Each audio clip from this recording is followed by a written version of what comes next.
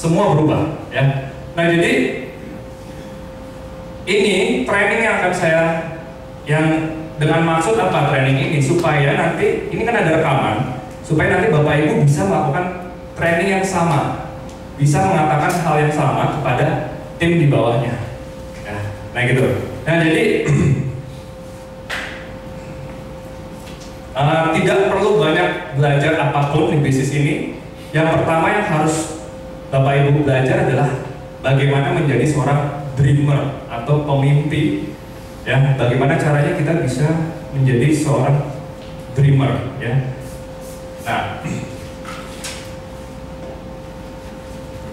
Nah terus kadang kita sering terjebak oleh semakin canggihnya sebuah training ya, dengan melihat kemewahan sebuah training, dengan mengundang motivator-motivator ternama ya. Nah kemudian kalau itu tidak bisa diduplikasi, kira-kira bagaimana? Efektif tidak? Tidak efektif. Di mana training yang paling efektif? Training di mana? Di rumah. Kalau kita bisa mengembangkan sebuah sistem duplikasi training dari rumah ke rumah ya, kira-kira gimana perkembangan jaringan Bapak Ibu? Akan meledak. Tidak perlu kita kumpulkan ribuan orang dalam satu training.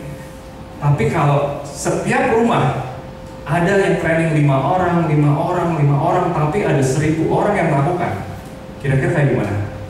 Gede juga. Dan training yang paling dahsyat itu adalah ketika jumlahnya sedikit, ngomong dari hati ke hati. Itulah yang saya lakukan.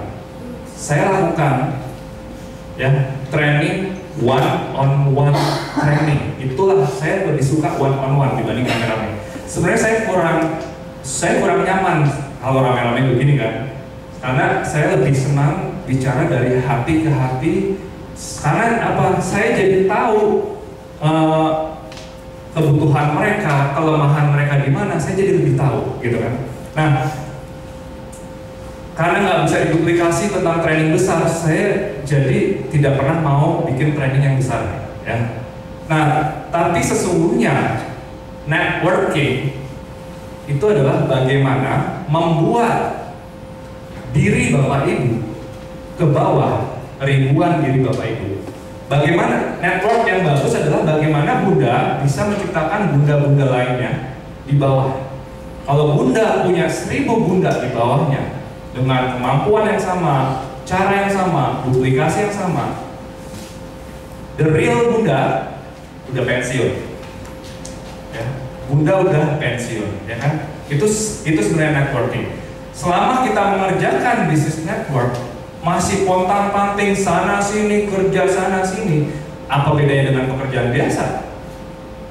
Ya kan? Kita pengen kan suatu saat tujuan dari network marketing apa sih? Financial freedom. Kita pengen itu kan?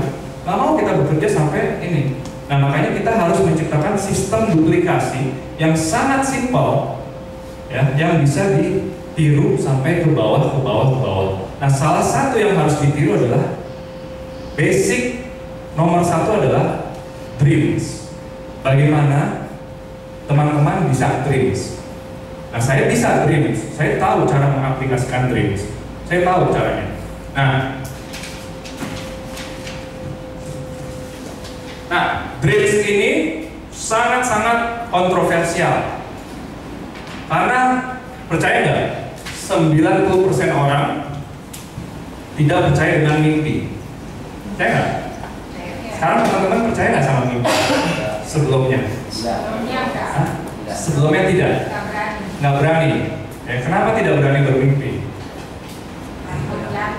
Takut jatuh. Tapi nggak tercapai, akhirnya drop. Akhirnya drop. Oke. Sama semua? Takut bermimpi ya. Saya dari sejak saya kuliah bekerja tahun 2001 sampai saya 2011, 10 tahun kemudian saya takut bermimpi. Ya kan, saya takut bermimpi. Kenapa? Dulu ingat nggak waktu anak kecil? Kita waktu anak-anak punya pikiran yang sangat bebas. pikiran kita free, tidak punya blok, sangat bebas. Ingat, disitulah seolah-olah kita bisa mendapatkan apapun yang kita inginkan. Kita bisa pegang dunia, kita bisa punya rumah besar, punya mobil banyak, punya Ferrari, punya Mercy dan segala macam. Ingat dulu punya mimpi sebesar itu? Apa yang membunuh mimpi teman-teman? Slip gaji. Slip gaji yang kita terima setiap bulan. Saya sebagai PNS, saya terima setiap bulan. Itulah yang membunuh akhirnya pikiran masuk. Makanya dreams adalah bermula dari tingkat pikiran. Inilah yang harus Bapak Ibu mainkan di sini. Jadi saya setelah tahu kuncinya, ya ini seperti sebuah permainan. Saya minta sama alam semesta, ya Tuhan, saya minta ini saya pengen punya ini, pengen punya itu, pengen punya kehidupan seperti ini, saya pengen punya mobil, rumah dan segala macam. Ya Tuhan, saya minta. Kayak permainan. Terkabul dari 10, terkabul 8, yang 2 tidak terkabul. Jadi tapi hampir 80% apa yang saya minta itu bisa terkabul dengan menerapkan tadi the secret. Karena kita bekerja di sebuah di sebuah satu hukum tarik menarik. Mau Bapak Ibu percaya atau tidak, hukum ini bekerja. Ya, hukum ini bekerja. Nah, jadi begitulah syarat saya bermimpi. Jadi kalau kalian bisa jago bikin seminar, kalian bisa jago presentasi, Bapak Ibu bisa pintar, bisa cerdas, tapi kalau nggak punya mimpi, tidak akan bisa terwujud. Karena mimpi itu berkaitan dengan apa? Belief dan keyakinan. Keyakinan berkaitan dengan apa? Allah, Tuhan. Saya yakin dan saya tahu alam semesta raya ini diciptakan buat manusia. Benar nggak? Kita adalah khalifah, pemimpin tertinggi di alam semesta raya ini. Tapi alam semesta apa yang teman-teman bisa dapatkan adalah alam semesta yang teman-teman bisa yakini dan bisa pikirkan. Itu yang didapatkan.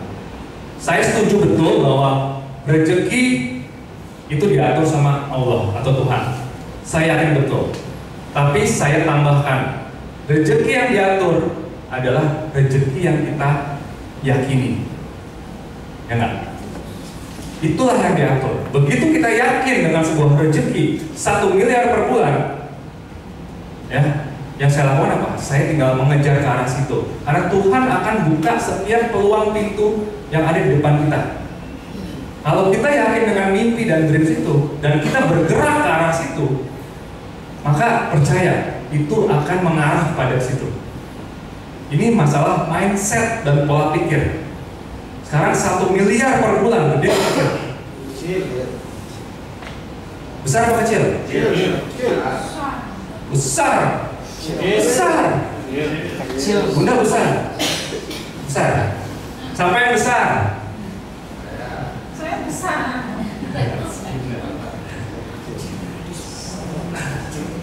Nggak apa-apa, nggak ada di sini, nggak ada yang salah, nggak ada yang benar.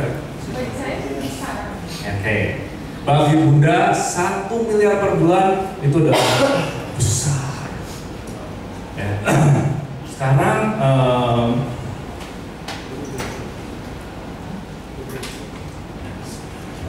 maaf saya pakai rokok ya. Ini Bunda, ini panjang atau pendek? Ayo Bunda, panjang atau pendek? Kalau Menurut Bunda? Kalau Bunda itu pendek. Pendek. Kalau potong lebih pendek. Kalau dibandingkan dengan ini panjang atau pendek? Dengan ini panjang. Tadi Bunda bilang ini pendek. Tapi dibandingkan dengan ini panjang. Sekarang 1 miliar besar atau kecil? Tergantung. Tergantung pembagian.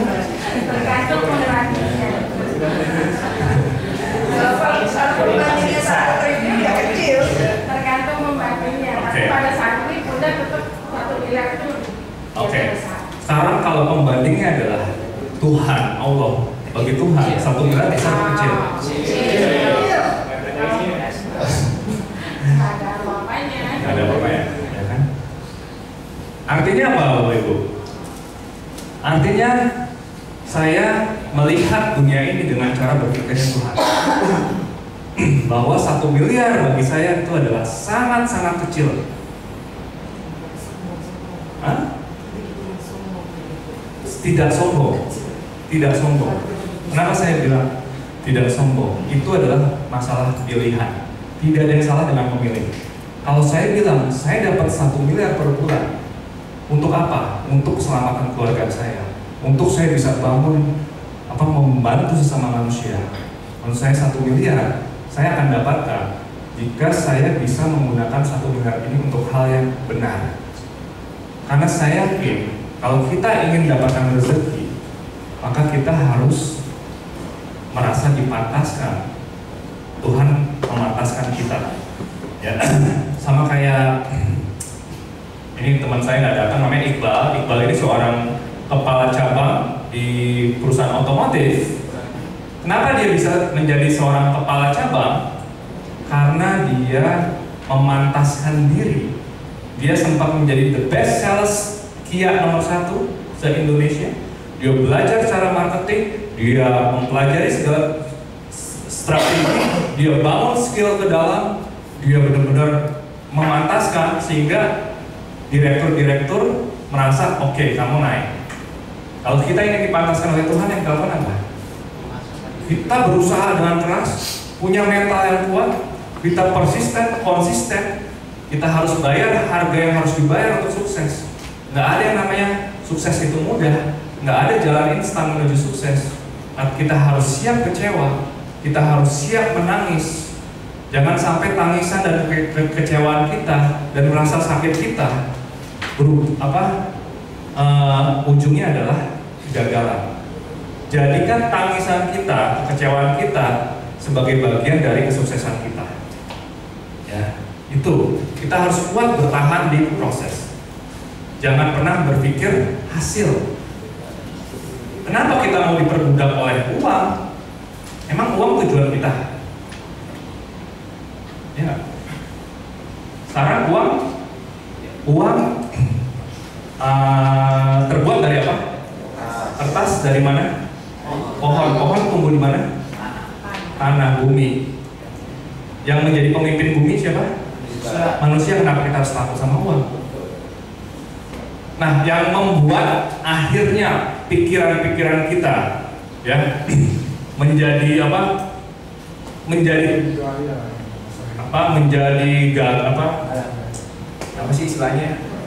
galau. Itu sebenarnya salah satu bentuk ujian dari Tuhan dengan kita uangnya diambil dulu sebentar, dibikin banyak utang, dibikin kondisi tidak punya uang. Mungkin Tuhan bilang, kamu masih bersyukur nggak? Kamu ngeluh apa bersyukur? Oh, dia ngeluh. Oh, dia negative thinking. Oke, kamu belum lulus ujian.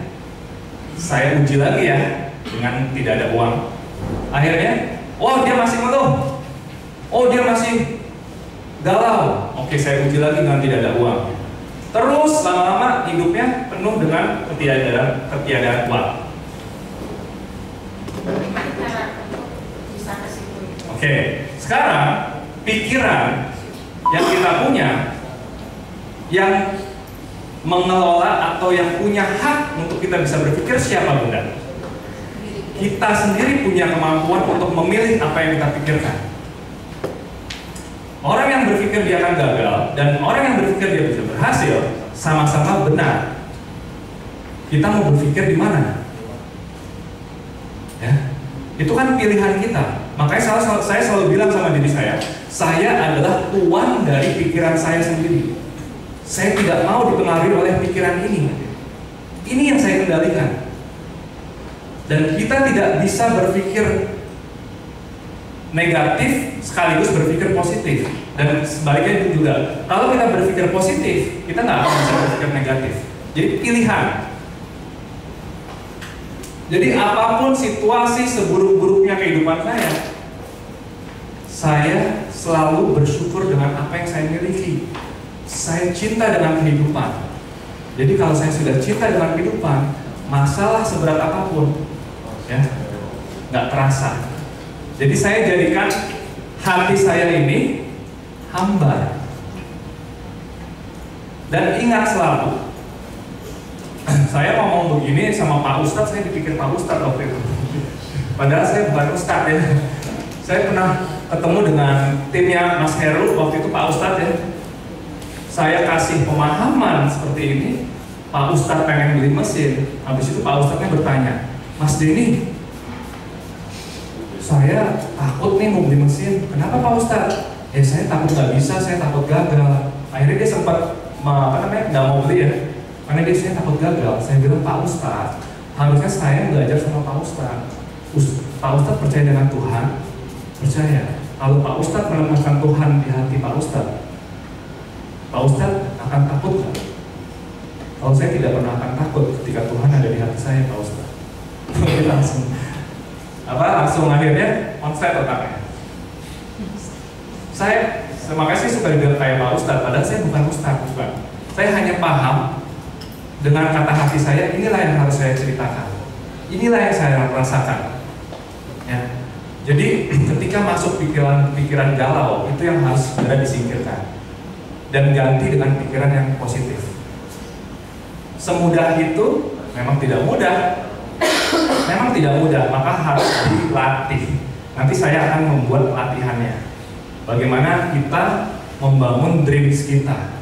Karena apa yang kita pikirkan akan tepat seperti apa yang kita dapatkan, akan tepat seperti apa yang kita pikirkan. Kalau pengen punya rumah yang seperti apa? Rumah yang di mana, warnanya apa, kapan? Kalau pengen punya mobil seperti apa yang kita inginkan? Kalau kita ingin mencapai 6A, kapan kita mau capai 6A? Dan dalam proses perjalanan hari demi hari, ya, jangan pernah kita selingkuh dari mimpi kita.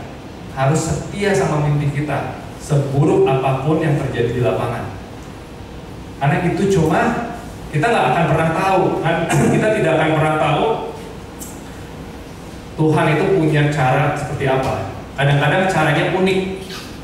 Kadang-kadang kita dibuat seolah-olah terprosok ke dalam lembah kehitaman.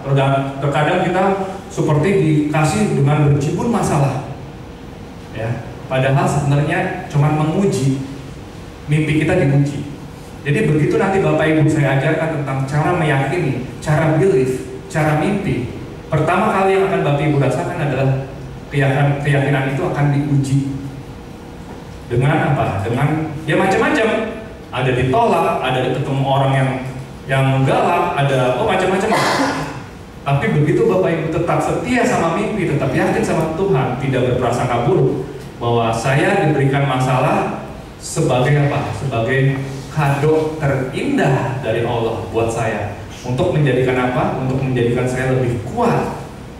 Saya diberikan masalah supaya apa? Supaya pintu rezeki saya semakin besar. Karena orang yang banyak rezeki adalah orang yang punya mental kuat. Jadi sebelum kalau mental kita lemah, diuji dulu dong sama Tuhan, kan gitu. Pernah nggak berdoa, ya Allah tolong berikan saya kekuatan, tolong berikan saya kekuatan. Jawabannya apa? Dikasih masalah. Biar kuat ya? Iya, biar kuat. Nah sekarang, ya, tidak ada saat ada di Al-Quran, tidak ada satu masalah yang Tuhan berikan akan melebihi kemampuan kita. Paling dibikin pegel sedikit. Awal kali saya jalan bisnis, dibikin pegelnya apa? Orang tua, orang mulu suruh balik jadi PNS. Udah, ayo ngomongnya ke istri, masuk lewat situ. Udah, kangen motor nggak jelas, jadi PNS aja, udah gitu. Bahkan istri saya disuruh masuk PNS waktu itu. Itu yang membuat saya pegel. Terus kemudian yang bikin pegel lagi adalah pada saat saya di kondisi tidak punya uang sama sekali, tidak terima gaji. Ya, buat beli susu aja susah, buat apalagi buat nyicil kendaraan. Kan saya punya kendaraan Avanza yang paling standar tuh Avanza, 10 tahun jadi PNS dapat satu Avanza paling standar. Itu juga nyicilnya juga, kalau cicilan itu sebenarnya kan cicilan tanggal 1, tanggal 2 di awal bulan. Saya selalu mundur bayarnya tanggal 29 di akhir bulan, selalu begitu.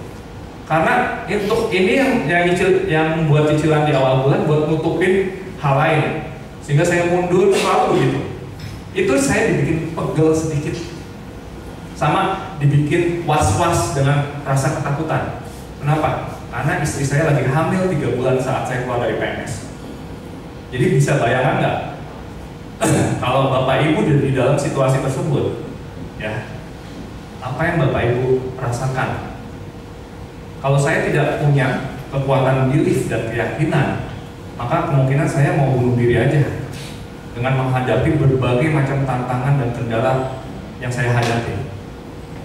Tapi karena saya selalu berprasangka baik sama Tuhan bahwa ini adalah masalah ini diberikan ujian aja sebagai kado yang terindah, maka akhirnya saya bisa melewati masalah itu. Karena masalah itu tidak perlu dibicarakan. Masalah itu hanya perlu dicari solusinya, selesaikan. Ya, jadi ini kita belajar soal mindset lagi, Bapak Ibu. Kenapa saya lebih senang bicara soal mindset seperti ini? Karena kan nanti yang produk yang akan dibawa di lapangan kan adalah Bapak Ibu sendiri. Kita yang akan bertempur di lapangan, berarti kan kitanya harus beres dulu kan. Di dalam ini harus diperbaiki dulu. Bukan berarti saya sudah baik, bukan. Tapi saya sudah membuktikan bahwa saya dalam waktu 7 bulan bisa mencapai 6A dan income-nya 200 sampai 300 juta per bulan. Itu yang saya dapetin. Ya. Setiap bulan saya terima 200, 300, 200. Coba kehidupan seperti apa yang akan kita alami, ya kan? Tapi itu saya dapatkan dari saya merubah mindset. Baru itu saya dapat. Selama aktivitas yang saya lakukan sebelum punya mindset dan setelah punya mindset sama aja. Saya presentasi setiap hari, saya prospek setiap hari presentasi, tapi karena mindsetnya nggak benar, saya banyak mengeluh, banyak komplain, akhirnya apa? Tidak ketemu. Begitu saya rubah mindset, sesederhana ketika saya bangun pagi, semangat. Saya cinta dalam kehidupan, saya bersyukur masih diberikan kehidupan. Lalu apa? Itu saya jam 4 pagi bangun, jam setengah 5 pagi, ya, saya sholat, saya jogging keluar, sampai rumah jam 5. Yang saya lakukan apa? Saya duduk untuk memikirkan apa mimpi saya setiap hari. Terus menerus saya bayangkan apa yang saya inginkan, yang kemudian saya rasakan dalam hati saya. Terus saya rasakan 1 jam. Habis itu saya keluar rumah. Ya. Jadi kalau mimpi ini bisa kita rasakan setiap hari, setiap saat, setiap detik dengan rasa penuh cinta dan passion, semua dengan rasa cinta dan passion itu akan lebih cepat ditarik. Dengan passion ya, sepenuh hati. Berarti kalau kita merasakan kesengsaraan dengan sepenuh hati, kira-kira apa? Akan lebih cepat tertarik juga. Jadi saya akan frontal nih sama Bapak Ibu. Saya akan berterus terang bahwa apa yang suka nggak suka, ya, apa yang Bapak Ibu alami saat ini adalah hasil tarikan Bapak Ibu yang kemarin melalui pikiran dan perasaan. Akhirnya mencapai saat ini. Stop. Inilah diri kita. Karena coba rubah mindset, maka kedepannya akan jauh berbeda. Secepat itu juga akan jauh berbeda. Ya, nah itu. Nah, jadi mau orang lain lebih cerdas dibanding kita, mau orang lain lebih jago dibanding kita, tapi tunggu dulu, belief dan keyakinan lo tidak sekuat saya. Dia akan berhenti ketika dia capek. Saya akan berhenti ketika saya mati. Siapa yang menang? Ya kan? Saya mati. Kalau kita berlari di treadmill bareng-bareng, ini orang pintar nih, orang cerdas nih, atau dia orang atlet lah, gitu kan. Saya orang biasa, tapi kalau saya akan berhenti ketika saya mati, dia berhenti kalau dia capek. Ya kan? Jadi saya bolehlah dikalahkan kecerdasan, kepintaran, tapi dalam hal bekerja keras saya nggak bisa dikalahkan. Itu aja kuncinya. Bapak Ibu harus lebih bisa bekerja keras lagi. Tanamkan itu dalam diri. Ya, jangan pernah menyerah kayak gitu. Sampai dreams kita tercapai. Jangan pernah menyerah sampai nafas kita selesai. Itu mindset. Itu mindset. Kan ngomong itu apa susahnya sih? Saya pengen 1 miliar per bulan. Apa susahnya sih ngomong itu? Kan gak ada yang sulit. Saya ingat dulu Asep, ya, Mas Asep ini dulunya seorang karyawan di PT Honda sebagai mekanik, ya, 14 tahun ngerakit mesin Honda. Apa yang didapat? Pernah nggak punya mobil Honda? Nggak pernah punya Honda, dia ngerakit mobil Honda. Asep, bapaknya tukang ojek. Tapi 5 bulan di kantor motor punya mobil Honda nggak? Akhirnya 5 bulan punya mesin Honda. Karena dia punya dreams dan mimpi. Ya, dari dreams yang dia yakini, akhirnya itulah yang dia dapat. Tepat seperti apa yang dia inginkan. Ya, tepat, dan itu harus dilatih. Jadi, nah mimpi ini semua orang hampir lupa. Ya, lupa bahwa manusia itu punya potensi untuk bermimpi. Ya, bisa kok Bapak Ibu lakukan sebuah eksperimen sederhana. Saya selalu kalau nyari parkir, selalu saya ciptakan dalam pikiran dan hati saya rasa bahwa saya akan dapat parkiran cepat yang terbaik. Simpel nggak? Ya udah, waktu itu saya sama teman saya berdua 2 mobil mau ke Pondok Indah Mall. Hari Minggu awal bulan kira-kira parkiran gimana? Full banget. Nauzubillah jali kan. Jadi tapi saya langsung rubah mindset saya bahwa parkiran saya akan langsung dapat yang terdekat, yang terbaik. Kita berprasangka baik kan? Positive thinking nggak? Saya bayangkan itu parkiran dapat benar gitu. Begitu saya masuk, ada yang keluar, saya langsung masuk. 99% berhasil. Itulah kekuatan pikiran. Itu mimpi kan? Itu sama dengan mimpi. Ya, masa depan kita tarik sekarang. Itu mimpi. Nah, teman saya, karena dia belum paham, saya udah ngopi-ngopi, setengah jam kemudian dia baru muncul dengan keringetan. Sialan lu, parkiran gue dapat yang paling belakang. Emang gue udah males sebenarnya ke Pondok Indah. Kalau hari Minggu pasti susah dapat parkir. Bener, akhirnya dia susah dapat parkir, ya kan? Artinya di situ apa? Keberuntungan kita yang ciptain, kesialan kita yang ciptain juga. Kita pilih yang mana? Bagi Tuhan nggak ada rugi dia. Kamu mau mikir saya buruk, mau pikir saya bagus, nggak ruginya Tuhan. Yang rugi kita kan. Jadi kalau kita bisa menciptakan hal yang simpel kayak gitu, dalam pikiran saya berarti saya bisa menciptakan hal yang besar dong. Saya bisa tarik dong, saya bisa tarik kehidupan yang saya pengen. Ya kan, saya bisa nyekolahin anak yang terbaik, saya bisa naikin haji orang tua saya bisa renovasi rumah orang tua saya bisa memberikan lebih banyak buat orang lain, kan gitu. Kalau hal kecil bisa kita tarik, hal besar kenapa nggak kita tarik? Ya kan, ya kayak gitu. Nah jadi mau kita menjadi pekerja keras kayak apapun, tanpa mimpi, tanpa belief, tanpa keyakinan, nonsense. Ya, mau kita bodoh, mau kita nggak punya apa-apa, tapi kita punya belief, maka itu bisa jadi sukses. Makanya saya mau nulis buku suatu saat nanti, even a moron with the dreams can success in business. If orang bodoh yang punya mimpi bisa sukses dalam bisnis. Terus saya tanya sama Kang Asep, Sep, apa sih rahasia suksesnya Mas Asep? Kok 5 bulan udah bisa mobil segala macam? Saya 5 bulan aja nggak bisa jual mesin 1 pun. Terus Asep saya ingat bilang, kan Mas Denny yang ngajarin saya suruh jadi orang bodoh. Saya kan sudah bodoh Mas. Saya kan nggak tahu apa-apa, saya tinggal diisi. Apa yang Mas Denny katakan saya ikutin sama persis.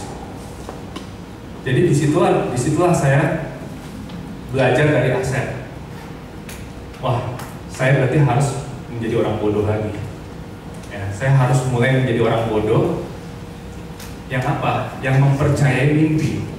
Kayak orang gila kan? Kalau kita ngomongin mimpi kan kayak orang gila.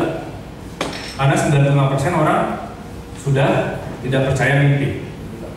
Ya, nah itu dulu fondasi awal dari sebuah kesuksesan adalah bermimpi. Karena dari penelitian yang dilakukan di Amerika, ya, bahwa pikiran punya energi, dia punya gelombang, ya, dan gelombang itu ditangkap, ya, dan kemudian itu yang akan diwujudkan. Jadi seperti apa? Hukum gravitasi. Kalau kita lempar, dia jatuh ke bawah. Pikiran itu seperti gravitasi. Kalau kita lempar, dia akan ketarik kembali. Jadi pertanyaannya, apa yang Bapak Ibu ingin lempar? Ya kan? Nah, jadi mulai sekarang jadilah pemantau pikiran. Itulah saya. Jadi saya menjaga betul-betul nih pikiran. Jangan sampai dia masuk. Wih, pikiran jelek masuk. Usir langsung, enggak. Saya mikirin apa? Dream saya. Makanya saya selalu punya buku mimpi kemanapun saya bawa. Mana ya? Oh, nggak ada. Ada di tas buku mimpi, isinya semua dreams saya tulis. Apapun yang saya inginkan dalam hidup saya tulis. Sekarang Bapak Ibu udah punya list dreamsnya? Belum? Ya. Ada yang belum, ada yang udah. Kalau Bapak Ibu ya tidak punya list mimpi, berarti Bapak Ibu tidak serius jalanin ini. Ya. Kita hanya perlu sehari setengah jam setiap pagi untuk nulis mimpi kita. Itu aja. Kalau Bapak Ibu tidak punya list, berarti Bapak Ibu tidak serius dengan itu. Tidak serius, ya. Nah, jadi ada tentunya yang dinamakan dream killer atau pembunuh mimpi. Itu yang akan kita dapati setiap hari. Dream killer bisa datangnya dari pikiran sendiri, bisa datangnya dari pihak luar. Itu ada pembunuh mimpi namanya. Tapi kan kita bilang, saya adalah tuan dari pikiran saya sendiri. Saya tidak mau berpikir soal itu, saya rubah pikiran. Habis itu apa? Saya lihat buku mimpi, ini yang akan saya dapat. Dan saya sangat-sangat sedih bagi orang dewasa yang selama ini, yang sekarang ini kehilangan cara untuk bermimpi. Banyak sekali orang-orang yang sudah tidak bisa bermimpi lagi. Akhirnya begitu kontrak hidup sudah habis, udah hidup gitu-gitu aja. Padahal saya yakin semua orang diciptakan punya potensi, punya tujuan dan maksud di dunia ini. Cari tahu, ya, cari tahu. Ya. Nah, gimana sih caranya bermimpi? Nah, ya, nanti kita di belakang itu lihat Bapak Ibu ada kertas ya. Ini saya mau tunjukkan di rumah saya. Ada itu namanya board vision, papan mimpi.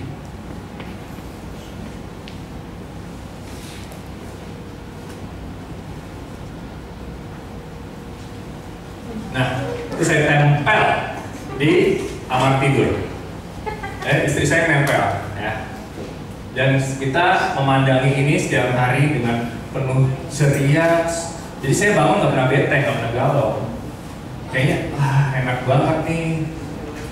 Wah, naik ini Disneyland, Las Vegas, mobil.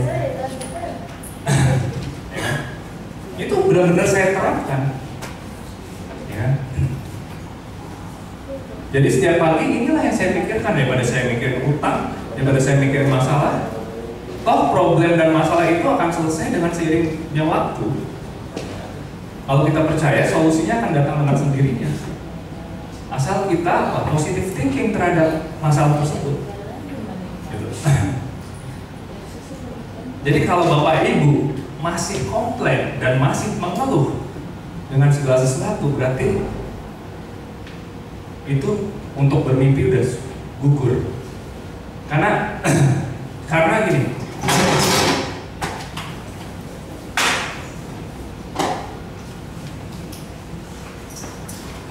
mimpi itu seperti sebuah frekuensi. Ini dreams, ya. Nah, begitu kita syaratnya bermimpi itu adalah kita harus positif, kita harus dalam level yang termotivasi, dan harus pada level yang bahagia, bersyukur, gratitude, luar biasa semangat, rasa cinta, ya. Ini syaratnya. Begitu di tengah perjalanan kita bete nih gara-gara apa? Misalnya gara-gara ditolak orang, di presentasi ditolak, akhirnya bete, masuk ke frekuensi yang negatif, disconnect dari mimpi. Kayak main internet, tiba-tiba nggak dapat jaringan, disconnect. Jadi mimpi kita tertunda. Begitu kita akhirnya apa? Setiap hari saya selalu dengar satu motivasi atau lagu-lagu yang bikin saya semangat setiap pagi itu. Jadi untuk apa? Untuk pump up, untuk memompa semangat saya setiap pagi. Supaya apa? Supaya saya selalu dalam level yang positif. Supaya saya apa? Supaya saya sama frekuensinya dengan frekuensi mimpi. Nggak mau saya biarkan diri saya di sini. Nah, terus setiap hari saya baca apa? Ya, setiap hari ini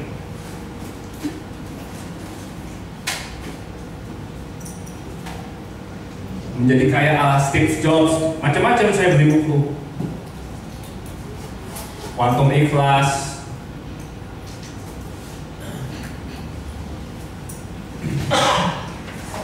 jadi itu Secret of Millionaire Mind. Jadi itu untuk mengisi apa? Mengisi diri saya, spiritual dan mental saya harus terisi, ya kan? Harus terisi. Nah, jadi kalau saya pengen sukses, satu-satunya cara ya saya harus bisa fokus sama mimpi. Udah itu doang. Saya tidak mau fokus sama masalah, saya tidak mau fokus sama sesuatu yang tidak benar yang buang-buang waktu. Saya tidak mengizinkan pikiran negatif sedikit pun masuk dalam pikiran saya, walaupun kadang sulit, tapi itu bisa dilatih. Saya hanya pikirkan dengan apa dreams dan mimpi sampai terwujud. Nah, terus cara bermimpi gimana? Ya, cara bermimpi adalah satu, sebelum nulis ya di buku mimpi, saya selalu berpikir tentang hal-hal yang bisa saya syukurin. Apa saja yang saya syukurin, saya hanya fokus di situ. Sekecil apapun, kalau kita syukurin itu luar biasa. Oh, saya masih diberikan kelengkapan. Saya bersyukur kalau saya masih bisa bernafas. Saya bersyukur ya diberikan mata yang sehat. Saya bersyukur ya diberikan fisik yang luar biasa. Saya bersyukur wajah saya tampan, walaupun nggak tampan-tampan amat ya. Saya bersyukur saya cantik. Saya bersyukur apapun yang saya syukuri. Saya hanya ingin switch ke arah level yang positif. Itu setiap hari. Setiap hari. Setiap hari. Setiap hari. Ditulis. Iya, kalau emang Bunda pengen serius mendapatkan mimpi, itulah harga yang harus dibayar. Karena semua orang sukses melakukan hal itu. Enggak, maksudnya walaupun itu terus yang ditulis. Iya. Apa buku saya penuh tuh. Tapi bayarannya ratusan juta miliaran, mau nggak? Kalau melakukan hal itu. Saya tulis yang saya syukuri, apapun yang saya ingin, saya bersyukur oksigen, saya bersyukur. Jadi saya nggak mikirin masalah. Nah, setelah itu apa? Jadi tadi mana ya?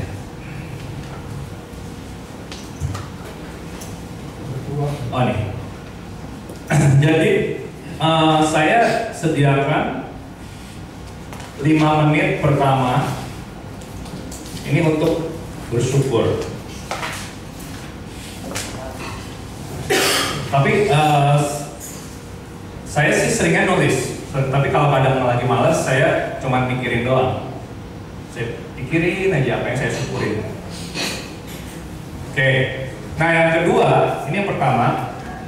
Yang kedua, 5 menit itu saya introspeksi dan retrospeksi. Jadi saya evaluasi apa saja yang saya lakukan hari ini. Jadi saya introspeksi itu ke dalam. Jadi saya melihat ke dalam, ada yang salah nggak dengan apa yang saya lakukan hari ini. Atau saya marah-marah tadi, atau saya kecewa, atau saya galau, atau saya tidak termotivasi, atau saya kemarin kok malas banget presentasi. Saya introspeksi ke dalam, kenapa hal itu terjadi. Saya perbaiki di tingkat pikiran. Oh harusnya saya melakukan ini 5 menit. Kemudian 5 menit saya mimpi satu hari ini mau ngapain. Satu hari ngapain. Oh hari ini jalanan akan lancar. Hari ini saya akan diberikan prospek yang luar biasa. Hari ini saya dapat penjualan mesin. Hari ini saya beruntung. Hari ini semua berjalan dengan amazing dan lancar. Hari ini semuanya luar biasa. Every day is a miracle. Setiap hari hidup saya menyenangkan, luar biasa. Hari ini bla bla bla bla. Pokoknya saya tentukan hari ini akan terjadi seperti apa. Kalau memang hukum tarik menarik itu bekerja, harusnya kan bisa bekerja. Ya kan? Saya dapetin 2 prospek setiap hari. Ini setiap hari dapat prospek, apa aja saya dapat.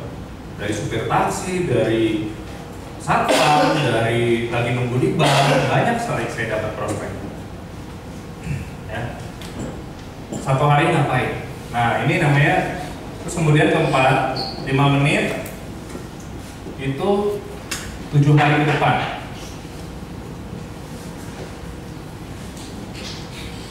Dalam waktu 7 hari saya mau naik jadi 2A. Dalam waktu 7 hari saya mau bikin seminar. Dalam waktu 7 hari saya harus closing 1 mesin. Dalam 7 hari saya mau menguasai materi training. 7 hari ke depan saya harus sudah menguasai materi presentasi. 7 hari ke depan saya harus apa aja, ya kan? Pokoknya tentukan mulai sekarang, aktifkan pikiran Bapak Ibu. Jangan pikiran kita melantur kemana-mana. Jaga pikiran, tentukan apa yang kita pikirkan, jangan dilepas. Ya. 7 hari ngapain? Nah kemudian yang kelima, 5 menit saya mikirin 1 tahun ke depan. Setiap hari saya lakukan. Ya, kayak setiap hari kita sholat sama aja. Setiap hari kita sholat, habis itu kita gini, dibayarnya ratusan juta bahkan miliaran, kenapa kita nggak lakukan kan? Kalau Bapak Ibu percaya dan believe ya. Kalau saya percaya banget dan believe dengan cara ini. 1 tahun ke depan, saya pengen tahun depan ke Las Vegas. Saya pengen dalam waktu 1 tahun menjadi 6A. Saya pengen setiap bulan saya naik tingkat. Saya pengen punya seminar sendiri. Saya pengen beli mobil. Saya pengen beli rumah. Apapun, kita kan tak terbatas, limitless.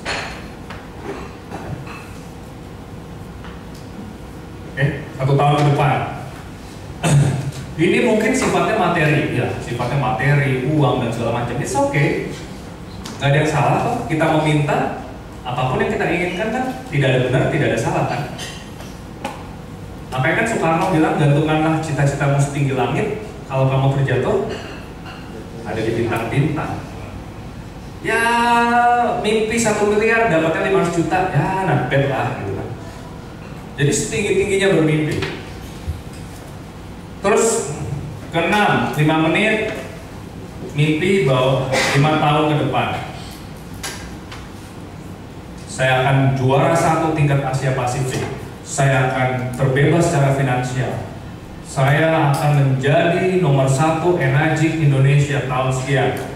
Saya akan di 2015 saya akan menjadi orang nomor 1 di Enagic. Di 2016 saya akan menjadi nomor 1 di Asia Pasifik. Di 2017 saya akan menjadi nomor 1 dunia. Saya akan merubah hidup banyak orang. Saya akan membangun masjid. Saya akan menebarkan kebaikan. Saya akan bla bla bla 5 tahun. Jadi nggak ada sedikit ruang negatif dalam pikiran, nggak ada, karena sudah terlalu berfokus di sini. Kita rubah fokus, yang lain keluar. Jadi ini yang saya lakukan. Nah, yang terakhir 5 menit saya berinteraksi dengan Tuhan.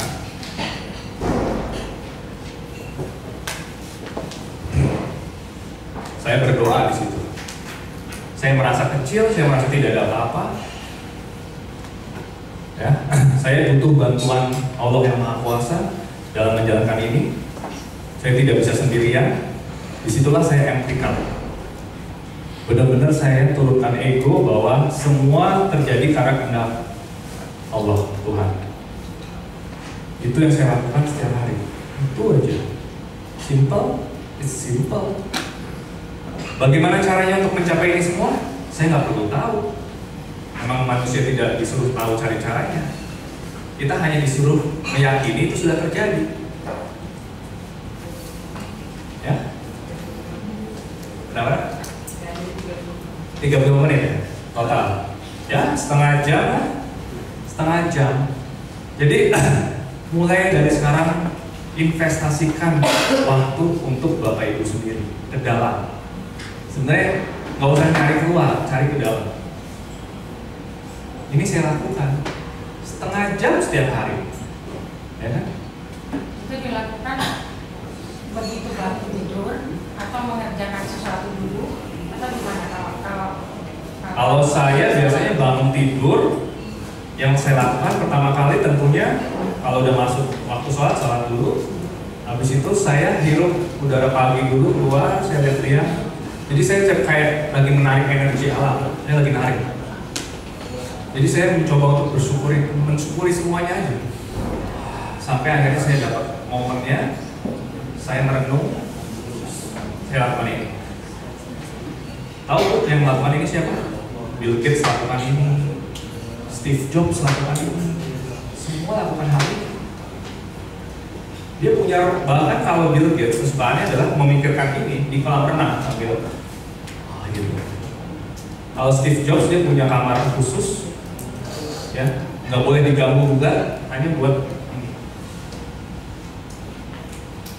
Ya. Bahkan kan Bill Gates bilang suatu saat saya akan wujudkan satu rumah, satu komputer. Ya, dulu dia tahu caranya, mana tahu caranya. Dia cuma jalanin aktivitas hari demi hari dengan passion, dengan penuh cinta, dengan merasakan cinta yang luar biasa. Karena kalau Bapak Ibu tidak punya rasa cinta dan passion, kemungkinan Bapak Ibu akan menyerah di prosesnya. Bapak Ibu akan kelelahan. Bapak Ibu akan kehabisan bahan bakar karena tidak punya passion.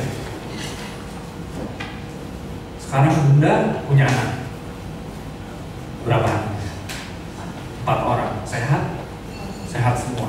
Kenapa Bunda bisa berhasil sampai anaknya besar, sehat? Karena cintanya Bunda terhadap anak Bunda. Benar nggak? Kalau Bunda tidak cinta sama anak Bunda, Bunda kemungkinan akan menyerah mendidik anaknya sampai besar. Benar nggak? Oh, ini anaknya. Luar biasa. Tepuk tangan dong buat Bunda.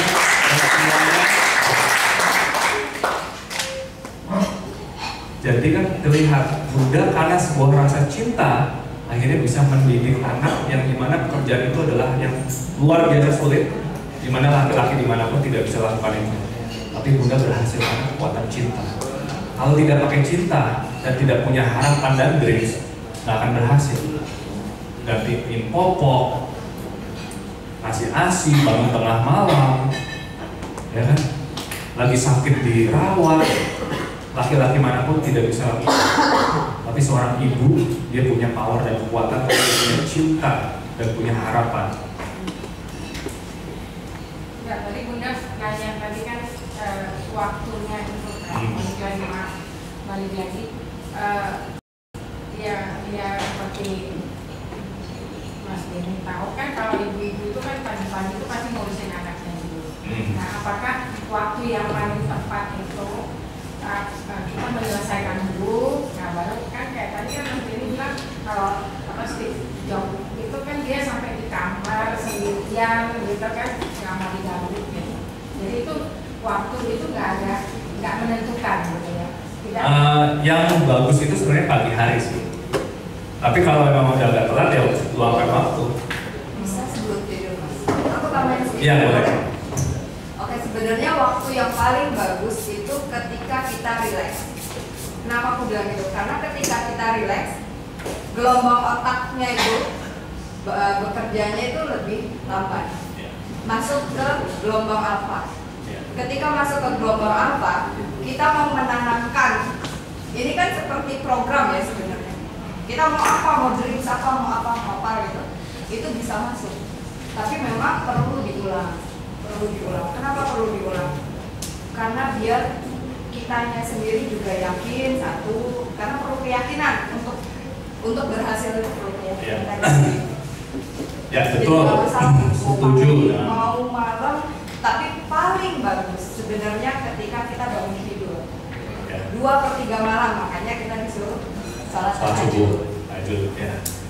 Ya, jadi itu benar. Yang paling baik memang waktu pagi, karena di saat itu adalah proses penciptaan baru dimulai. Ya kan? Jadi kita isi dengan penciptaan kita sedini mungkin, sepagi mungkin kita sudah ciptakan masa depan kita. Karena masa depan kita kan belum terjadi, ya nggak? Masa depan sudah ada nggak sih? Sampai kapanpun masa depan tidak akan pernah ada. Karena menurut saya waktu adalah sebuah ilusi. Masa depan itu tidak ada, yang ada adalah saat ini. Saat ini saya akan lakukan yang terbaik yang saya bisa saat ini. Karena mungkin 5 menit ke depan saya udah mati, saya nggak tahu. Besok saya sudah nggak ada, saya nggak tahu. Jadi daripada saya mikirin masa depan dengan rasa ketakutan, lebih baik saya percayakan sama Tuhan aja. Tapi kan Tuhan pengen tahu, kamu mau apa? Kamu mau kemana sih? Kalau supir taksi nanya, kamu mau kemana Pak? Nggak tahu mau kemana. Ya supir taksi bingung bawanya. Tapi kalau supir taksi saya mau ke Blok M alamatnya ini. Oke. Jadi tentukan benar-benar, cari tahu yang Bapak Ibu inginkan. Jangan sampai hidup begitu aja, akhirnya nggak jelas. Kita sama-sama hidup, kita sama-sama manusia, sama-sama punya potensi 24 jam sehari, sama-sama makan nasi. Yang membedakan apa? Belief dan keyakinan kita beda. Itu aja yang membedakan. Mungkin lebih cerdas Bunda dibanding saya, mungkin lebih pintar yang lain dibanding saya. Tapi kalau dalam keyakinan, saya lebih yakin. Itu aja yang membedakan. Gimana cara yang yakinin orang? Nggak perlu berusaha yakinin orang. Dia mau syukur nggak mau ya udah, ya kan? Itu prinsip saya. Lu mau syukur nggak mau ya udah. Saya harus punya postur dalam menjalankan bisnis ini. Yang butuh siapa? Saya nggak butuh kamu, kamu butuh saya. Mau dengerin nggak? Nggak mau ya udah, sudah. Ya kan? Saya udah punya income besar kan, katakanlah begitu. Saya mau ngasih nih sesuatu yang bagus buat kamu, dia nggak mau. Berarti kan bukan rezeki dia, bukannya kita nggak dapat, dia nggak dapat rezeki. Gitu. Itulah mindset yang saya tanamkan dalam diri saya. Saya tidak mencari orang, orang mencari saya. Saya tulis di sini. Saya dicari orang. Kan disuruh jadi magnet katanya, yang tadi film. Jadilah sebuah magnet. Anggap aja kita adalah magnet yang paling kuat di alam semesta raya ini. Saya akan menarik semua yang positif dalam hidup saya. Pembeli mesin semua datang, prospek semua datang. Ayo teman-teman semua datang. Kita adalah magnet. Ya, memang awalnya konflik batin, awalnya begitu saya. masa bener nggak sih empty cup yang ini lakukan, just do it. Sukses di bisnis ini sangat sederhana dan sangat simpel, tidak perlu dipikir, lakukan aja. Kalau Bunda nanti mengalami satu hal di tengah jalan, ngedrop, konsultasi sama leader. Karena saya dulu di awal konsultasi sama leader, saya semangat lagi, ngecas lagi. Saya seperti kalau saya ke rumah Joko, saya lagi ngecas.